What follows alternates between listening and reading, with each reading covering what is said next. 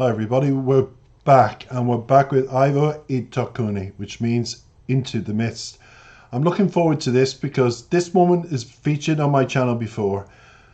After the COVID, my channel started picking up and I've just been really busy. So if you like this reaction and you want more of Ivo on the channel, please like and comment and subscribe.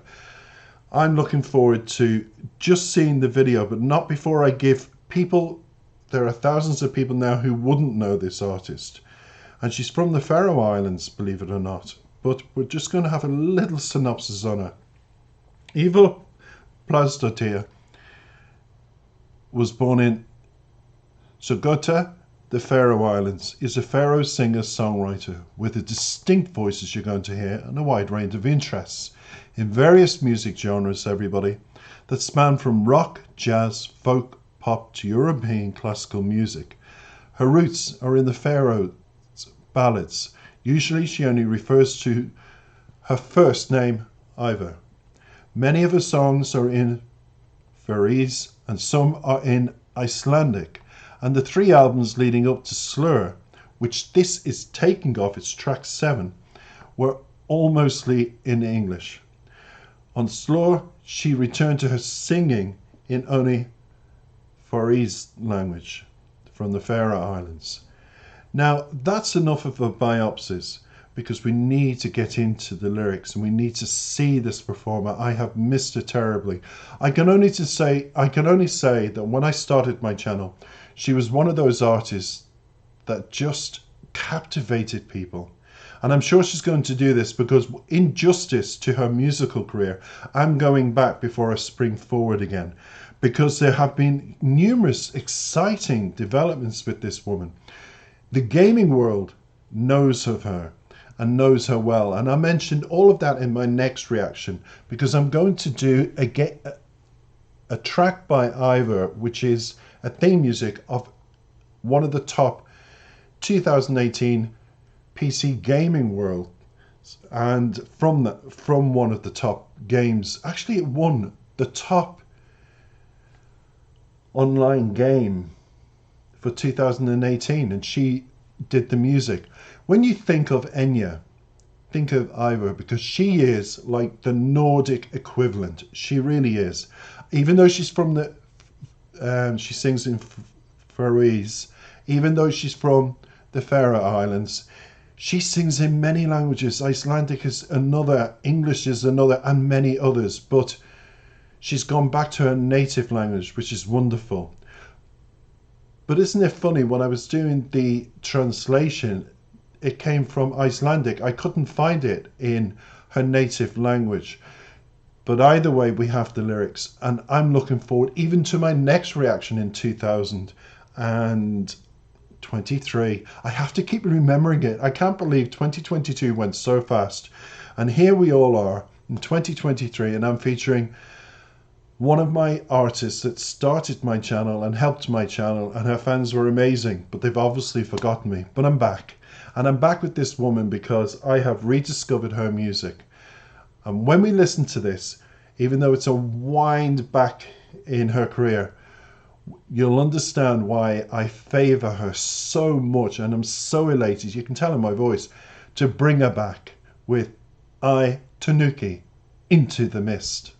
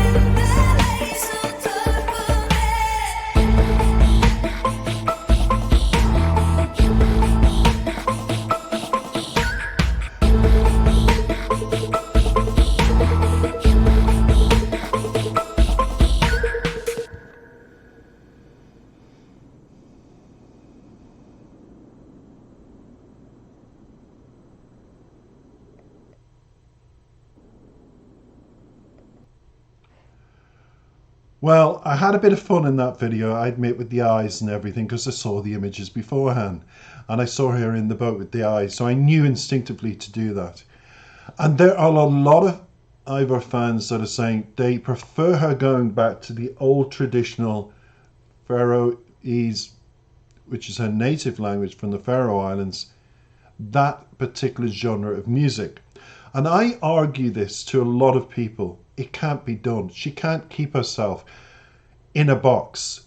She's so experimental in everything she's done. I've learned a lot about this woman, and even in the last couple of weeks, with the gaming world almost bowing to her because she's the Enya of the gaming world.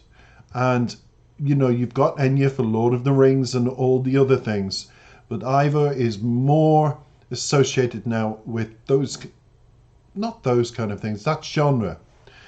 Everyone's got their niche, but her niche, for me, is to have the pop element like this into her music, because it doesn't make you wallow in a voice without that kind of a beat, a voice without that pop presence element to it, wouldn't have amassed millions of people to enjoy it the way it has. Because we are talking of a video that's from her repertoire a way back. And I would say, mix and match, Ivor, in your career. Do the pop element. I'm a pop channel, and I love to hear something radically different, and that's what that is. Let's get into the lyrics.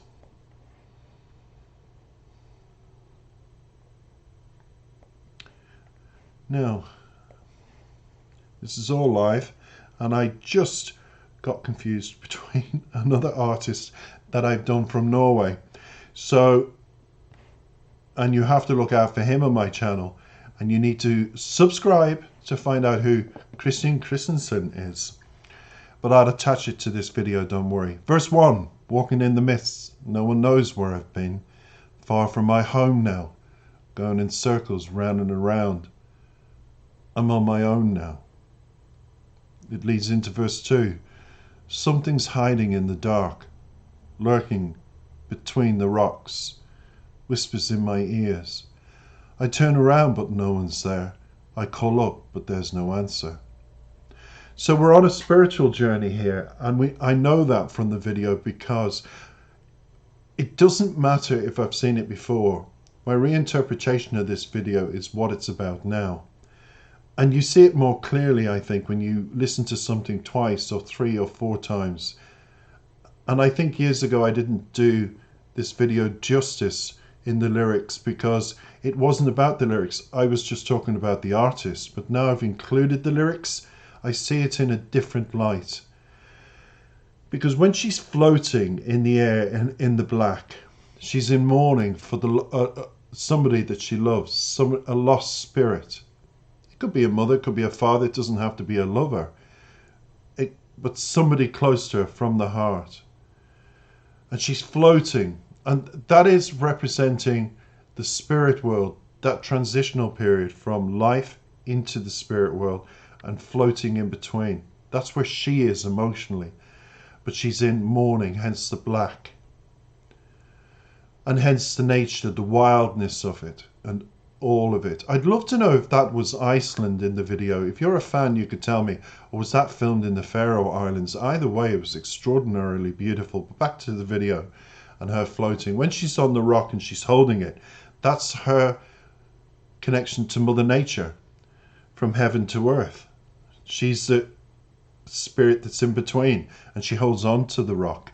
So there's all of this going on, and she's calling out spiritually to this person, because that's how she feels. She's lost in space with her emotions, almost mentally, physically floating, feeling numb and shocked, but she's at one with her surroundings. She's like floating in between. So she's hearing. How many times have you walked in the woods, a forest, or been near the sea, and you thought you've heard somebody, or been in your home and heard a door slam? So she's hearing nature call her, and she's calling out, but she's getting no response. So we go into verse 3. Sorry, the chorus. Shadow, shadow by my side, drifting through the misty night. Are you wondering, just like me, within this surreality?